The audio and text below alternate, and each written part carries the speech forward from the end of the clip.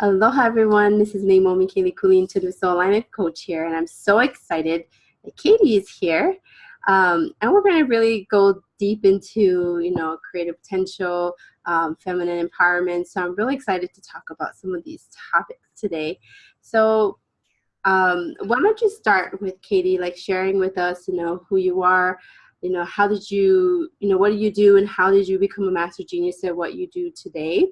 As you said that you're an awakened woman and divine trainer. So tell us more about that. I'm like, it's very early here. I'm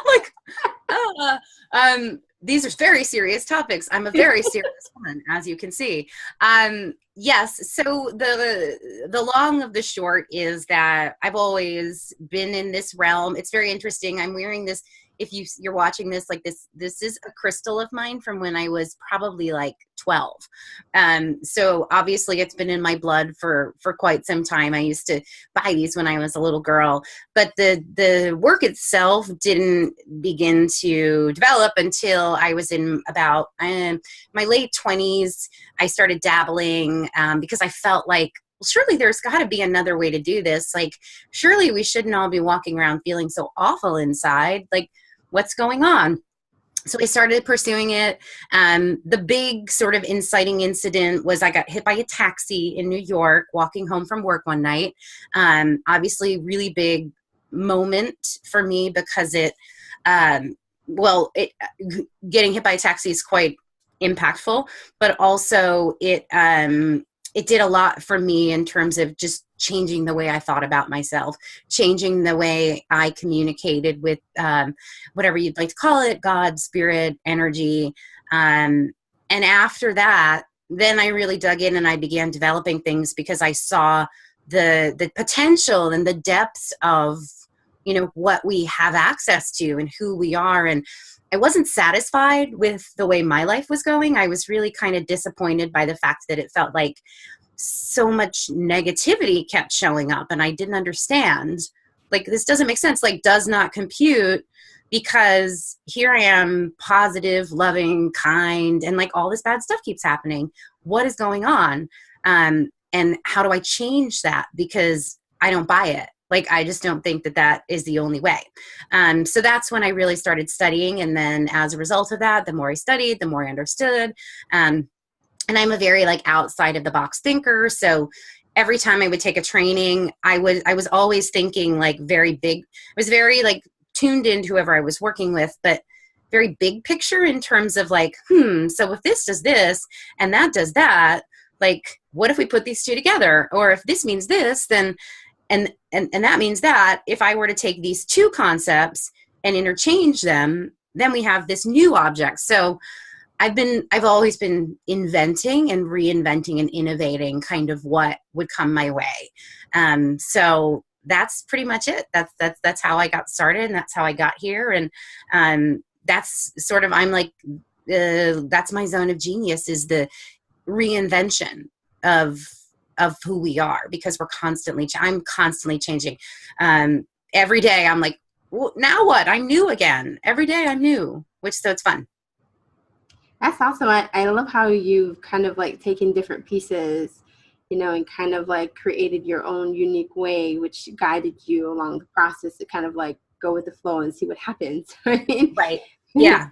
And that's kind of your energy, is like, okay, so which direction should I go today? Should I go left or should I go right? It's not like very linear. It's very like organic and flowy and moving. Yeah. According to what comes up. Right. And that's very feminine. That's very like abstract, very creative, right? And sometimes that's frustrating, because I would love it to be a formula of 1 + 2 = 3, like ABC.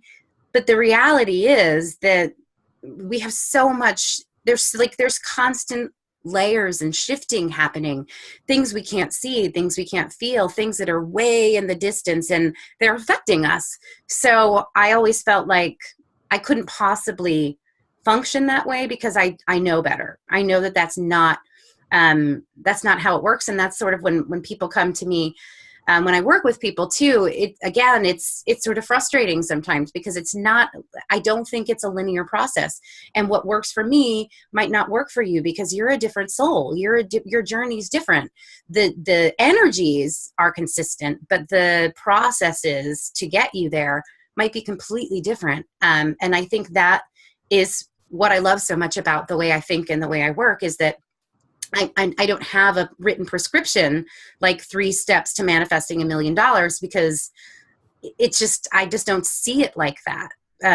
I feel like it's everything's there. There's so many, it's like one of those books. Do you remember those books where you could write your own, or it was like choose your own adventure, and like you would read a couple pages and then it would be like, go to page 34 or 36, and you would choose, and then you would go to that page, and then you could make a choice from there, and then it would take you somewhere else. And it's constantly, everyone reads the book and they're like, well, that's not what happened for me. I read it this way, but you're still participating in the story. And I just think that's really fun, because isn't that really what we are? Like, we're not all the same. Choose your own adventure. Choose your own healing path. It's fun. It's true. You can take any book and like search through some pages, and there's certain pages that you like that tells a really good story or part of you, and then there's other pages you're like, you don't connect with, and right. just like disregard it. So right, yeah, that's how life is. Sometimes it's really right. good, and sometimes it's not that good, and you get different kinds of experiences through that process, and through that process, right, you're going on a journey, right, to go deeper into what you truly are meant to become. So growing up as a child, like, what lit you up? Like, how does that play into the way you've become today? Like, I know you kind of shared a little bit about the journey, but like, what part of you as a child that really helps you to do your work that you do today? Right. Well, I know I was extremely creative.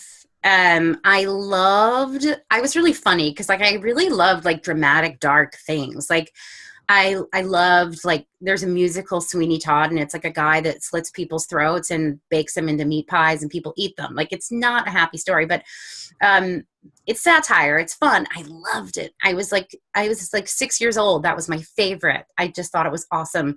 I really loved like there was a mini series. I picked people that I would really like. So I really liked the mini series North and South about the Civil War when I was in like 3rd and 4th grade. Like, it didn't really make sense, but what I liked was the stories. Like, I liked the juiciness of it. Like, I was really interested, even as a little girl. I really loved drama, and I loved like emotional things. And so I had that piece of me. But then I would like take all that, and then I would make something. I would make a show, because I was a lot of performing. So like, I have memories of my friends and we would go in and be like, hey, I was in 2nd grade. Hey, we're going to do a live production of Dirty Dancing. It's like, we're in 2nd grade. It's not appropriate. And we're like dancing and the gyrating, and my friend and I are doing the whole movie, and we're like telling the whole story. And we're like, and then so-and-so got knocked up, and like, no, you're in 2nd grade. We're not supposed to talk about this stuff. And I had no clue. I just was like, but it's a great story, and let me show you how to dance. So I had a lot of that, just like joyful expression. Like, there was so much drama. There was a lot of drama in those stories, but I didn't pick up on the drama. I picked up on the like joyful expression.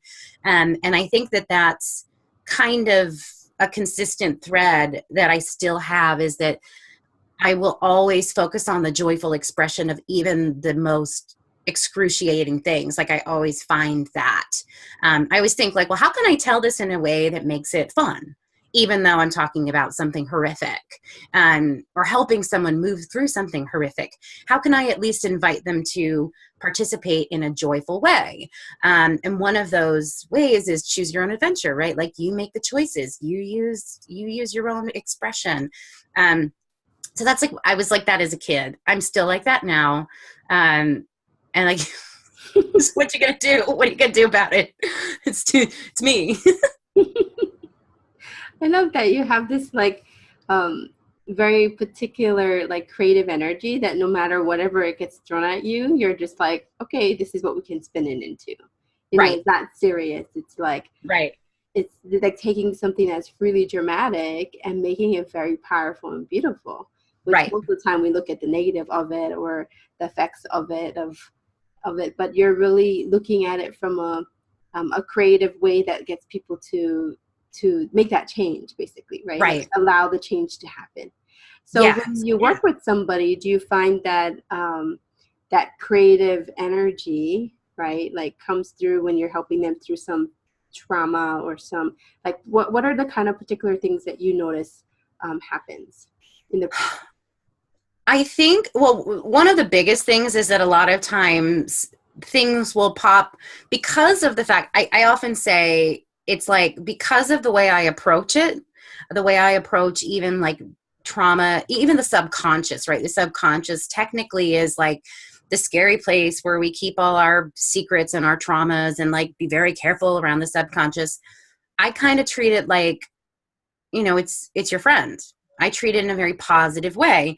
So I just have specific language and the way I talk to the energy that like allows it to really open up. So that's the biggest thing I see is people will be like, I never told anyone that before. I didn't realize that affected me so much. Or, gee, I had no idea that was in there. And they're like, how did you do that? How did you do that? I'm like, well, it's so simple because it's like anything, like a scared animal. If you speak to it in a certain language, it doesn't feel resistance and it just rises. So that's one of the biggest things I see. And then the other is that there's like a lot of magic in inviting somebody to co-create in their healing process. And when you invite someone to use their own healing potential in a very creative way, just even by means of guided meditation and visualization, um, it creates a very positive outcome because it feels good. It feels good to them. So it's like, when I first started, I wanted to say like, this is the most painless process, right? Because we're healing things and it doesn't have to hurt.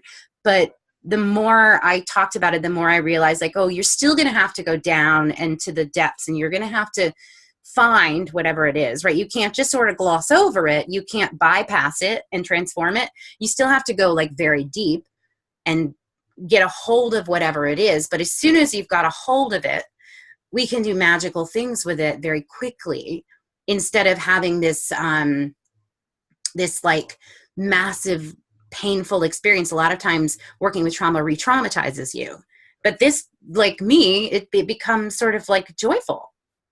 It becomes like freeing and liberating.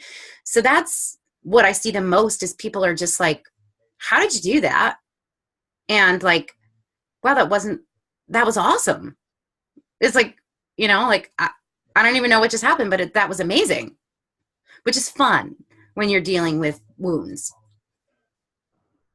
I love that how you are able to pick up that trauma piece, but like really twist it into like how you like satire, right? Like this kind of like twist it in a greater, a bigger vision or a bigger way for people to see it. Because I think for the most part we're just stuck in the rut as like, this is my situation, my finances, my relationship, or whatever they're stuck in.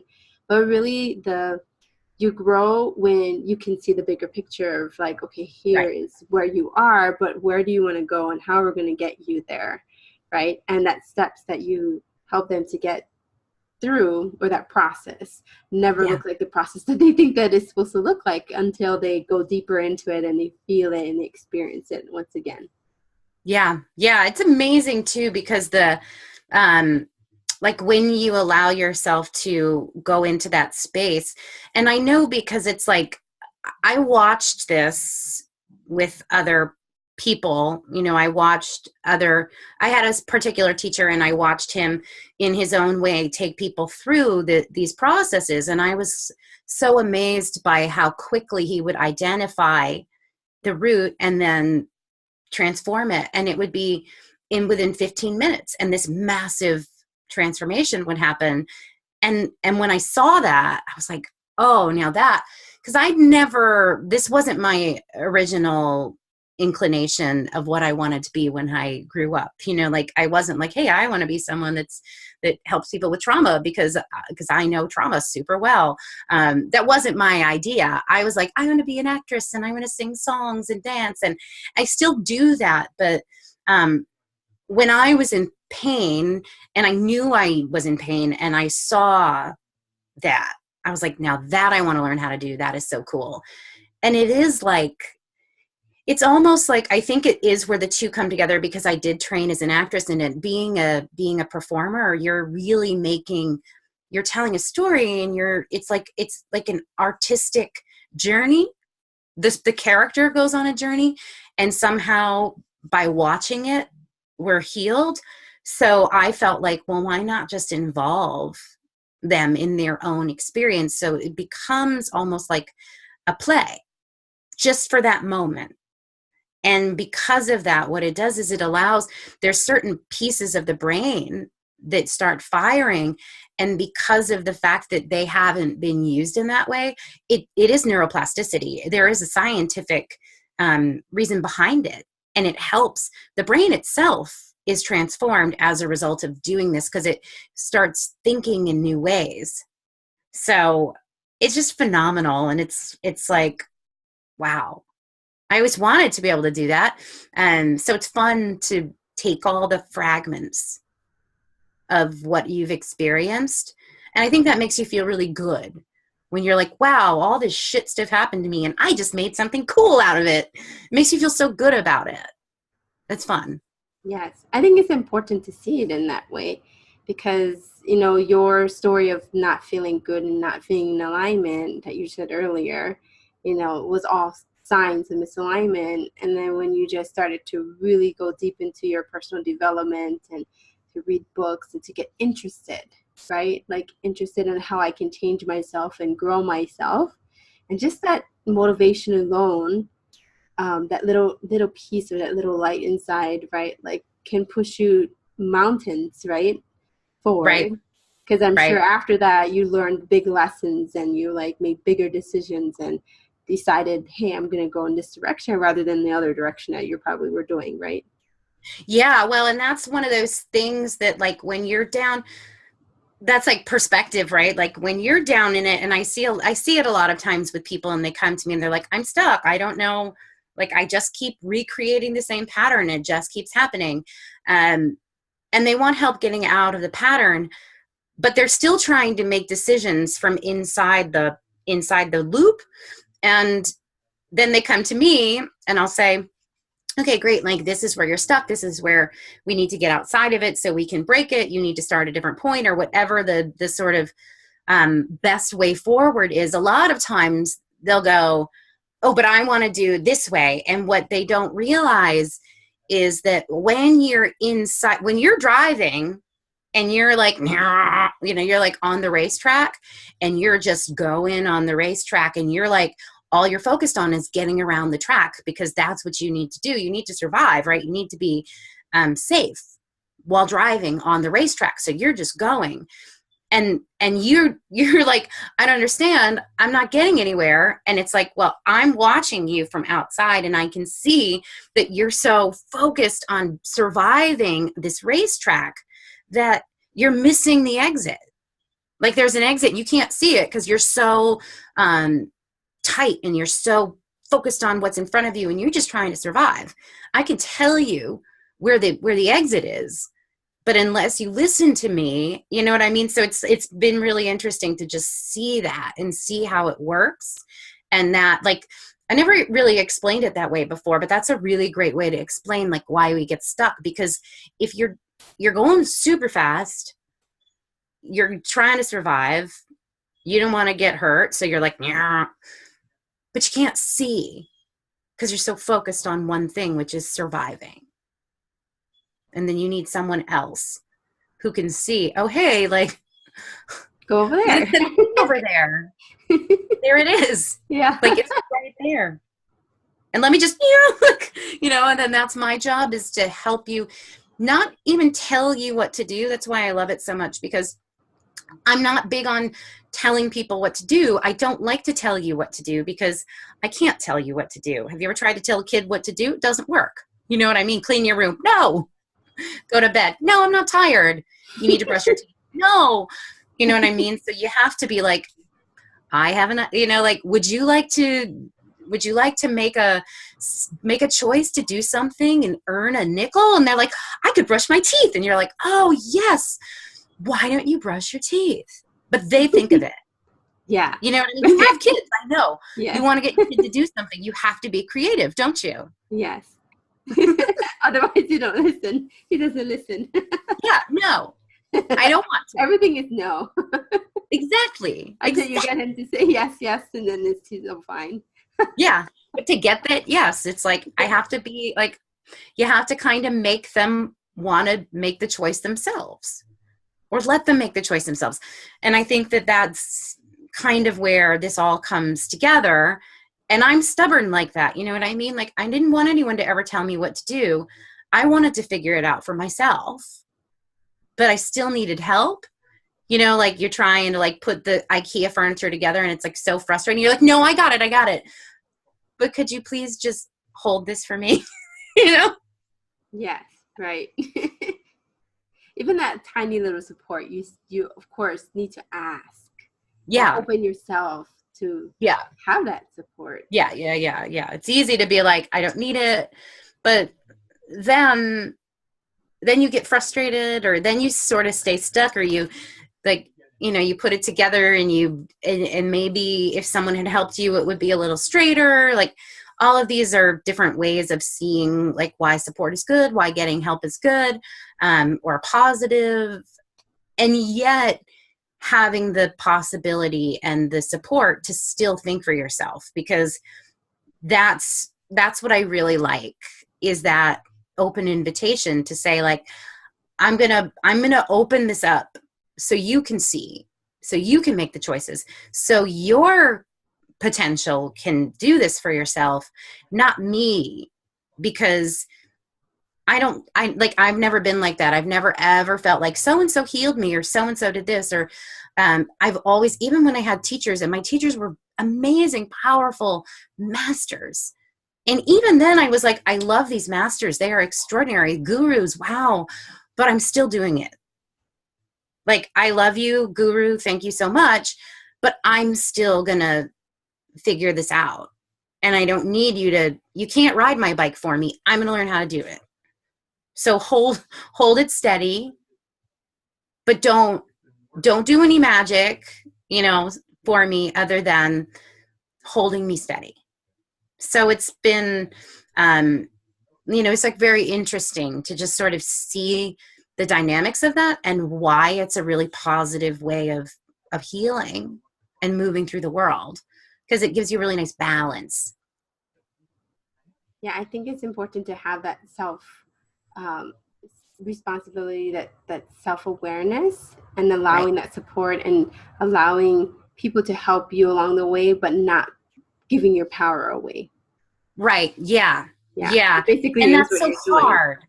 Yeah. It's challenging though, when you need help and somebody comes along and you're like, oh, they're going to save me, right? Or like, they're going to fix this for me.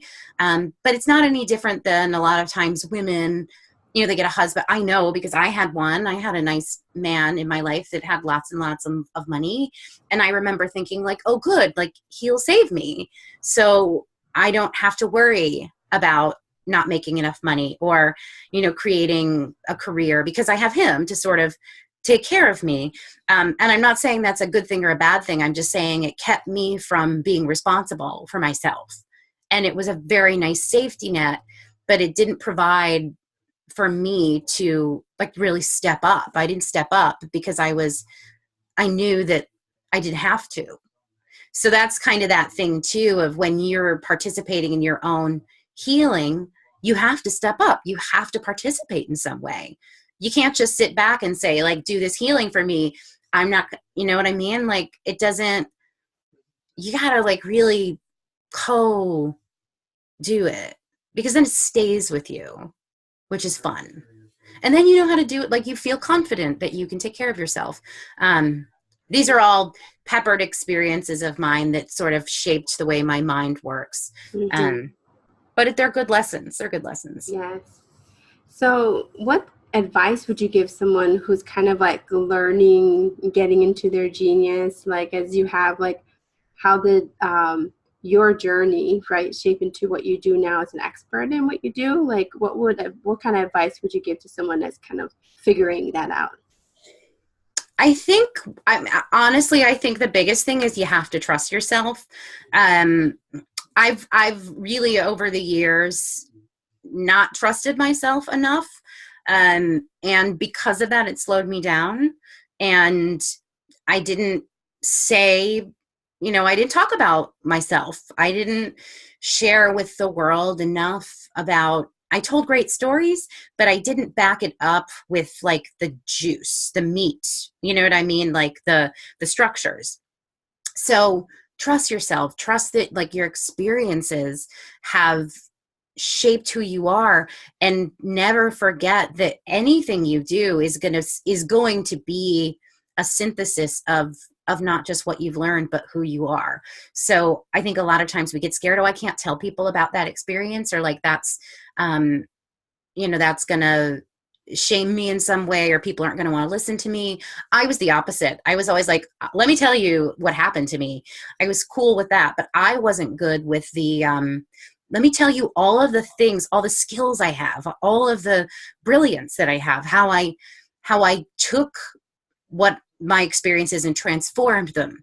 So it's a bigger picture, and just always remember that, because that gives you the value to go into the world and offer what you do as something serious and genius, instead of just like, ho hum, this is just like, just who I am. It is who you are, but it's also what makes you magnificent and why people need you. True. It's actually very simple. When you're really starting off, it has a lot to do with that trust. And Right. trusting the journey, trusting the direction that you're being guided, because it always leads to the synthesis of what you're actually meant to be doing. And you Right. can't see the bigger picture until you're like at the other end. Because Right. you try to like hurry it up and try to figure it out along the way. But really, like when you're at the other end and you're seeing the bigger picture, then it makes all sense to you. Right. Yeah. Yeah. And All that's right. always like one of those things where you're like, like, I'm going on this journey. I'm walking on this path. I don't see where I am right now, but I know I'm going in the right direction. And you just like keep at it. Like, as the woman that I work with now, she's always like, look, there's nothing I can tell you except keep going. Keep going. Totally, totally. Well, thank you so much for taking this time with us to share your amazing genius and your knowledge here. Is there a way that people can contact you to, figure out what are their next steps? Of course, yeah. So the best thing is to just go to my website, which is my name, katiekozlowski.com. I always spell it because people can't spell it sometimes. KatieKozlowski.com. Go to the website. You'll see there's a ginormous box at the top that says, get a free creation meditation. That's the best way to get started. You just opt in there. That gives you my tool, one of my favorite creative tools, which is this meditation. Download it, use it. And after that, if you love it, then follow up with me, ask me questions. I do something called a free subconscious energy scan for people that are in my tribe. I offer those every so often. So those are the two best ways to just really get in there and see if this is something that's a good fit for you. Awesome. Thank you so much for taking this time. So yeah, everybody reach out to her. Sounds like amazing work that you're doing this in helping them get back into their own potential, bringing out that unique creativity from within, and sharing your genius is just so amazing. So everyone, please do share this if you are listening in. I'll be doing more of this Leimomi interview series, and we'll have more amazing guests who are 6-figure, 7-figure entrepreneurs who are doing amazing things. All right, well, you guys all have a beautiful day. Aloha. Bye. I'm going